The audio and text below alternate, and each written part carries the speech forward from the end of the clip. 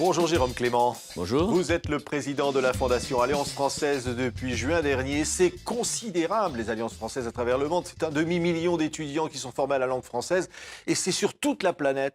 Oui, 136 pays, c'est le plus grand réseau au monde. Il n'y a pas de réseau fait par aucun pays. On parle des instituts Goethe, des instituts Confucius pour la Chine, des British Council, etc. Mais le réseau d'Alliance française est le plus grand réseau culturel au monde. Ça représente, donc je le disais, un demi-million d'étudiants, Oui. 137 pays, Oui. et ça existe depuis 130 ans. Oui, en 1883, un certain nombre de beaux esprits de l'époque, Pasteur, Ferdinand de Lesseps, Paul Cambon, diplomates, vous voyez aussi des personnalités religieuses, ont décidé de lancer des associations de droit privé dans le monde, des comités français. C'était après la défaite de 70 contre les Prussiens, au moment des conquêtes coloniales, et de défendre l'universalité de la pensée et de la culture française. Oui. C'était encore un peu les idéaux de la C'est Révolution. toujours les mêmes idéaux aujourd'hui, on veut défendre Oui. l'universalité. On pense que vraiment la langue Oui. française c'est quelque chose d'universel. Oui, on pense que c'est quelque chose d'universel. Et d'ailleurs, les manifestations qui ont eu lieu le 11 janvier après les attentats, à mon avis, étaient dans la droite ligne de ce qu'avaient voulu les pères fondateurs à la fin de la Troisième République.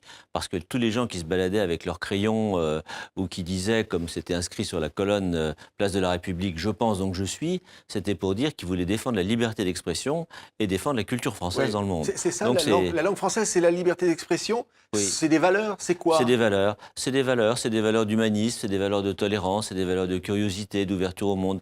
Les Français sont vus dans le monde, comme partout, là je reviens d'Argentine, comme un pays de culture. Un pays de culture avec des grands écrivains, innombrables prix Nobel, Modiano étant le dernier, une histoire littéraire, une histoire magnifique sur le plan aussi de la peinture, des arts. Paris est la capitale du monde, de la beauté, etc. C'est resté comme ça, dans l'inconscient collectif du monde, et c'est pour ça d'ailleurs qu'il y a eu un tel mouvement le 11 janvier, c'est que la France était touchée dans son identité culturelle forte, comme les Américains avaient été touchés dans leur identité, la leur c'était le commerce, le 11 janvier 2001, la France était touchée dans son identité forte. Et dans le monde, cette idée de la culture française comme un grand pays de culture, elle est ancrée, mais partout. Oui. Donc ce mouvement qui s'est lancé en 1883, il a eu un succès fou, et on vit encore dessus, parce qu'il y a des immeubles de l'Alliance française dans le monde entier.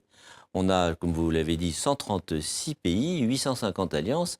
C'est considérable et ça se renouvelle, ça bouge, c'est vivant. C'est pas du tout mort. Ça permet des générations entières, alors à la fois d'apprendre le français, mais toute la culture française. Oui. Qu'est-ce qui explique ce succès finalement, cette envie comme ça des étudiants dans le monde de s'approcher de cette culture, d'apprendre cette langue? L'histoire, évidemment, l'histoire de la France qui est aussi riche depuis la Révolution. C'est-à-dire que le Brésil, par exemple, où il y a eu, on fête le mois prochain les 130 ans de l'Alliance de Rio de Janeiro, donc créée quand même à la même époque.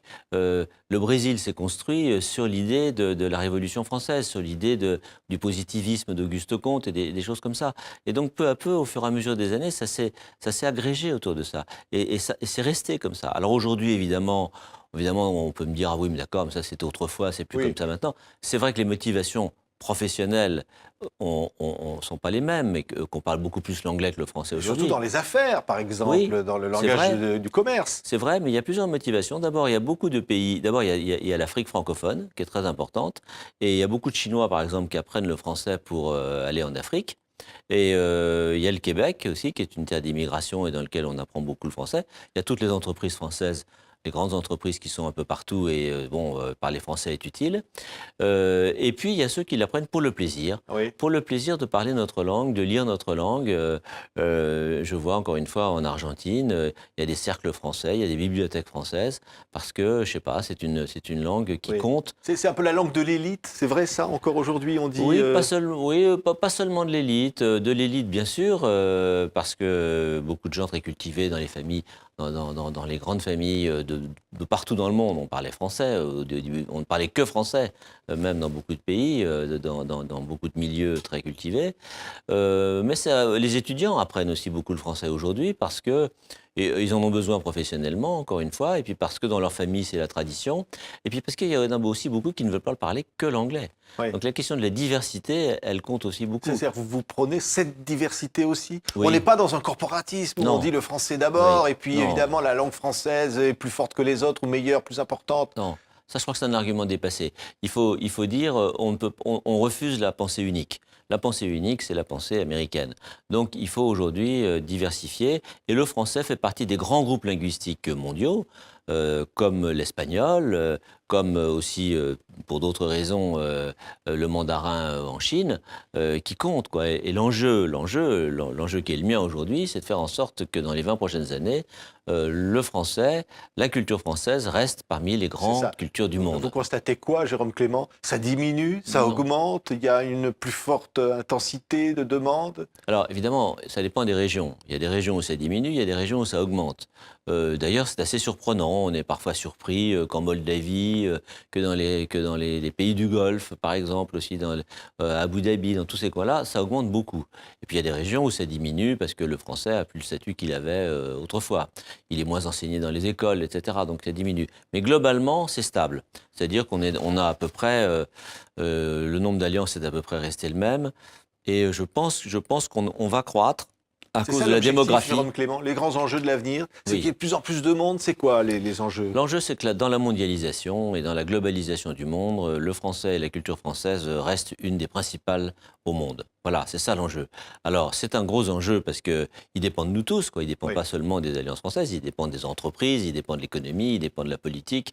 Bon, la France est un grand pays. Et là, vous sentez une mobilisation générale? Vous sentez qu'on a compris l'enjeu? Pas sur la langue. Justement, pas sur la langue. Moi, je suis très là-dessus, j'en profite pour le dire, je trouve que les Français ne défendent pas assez leur langue.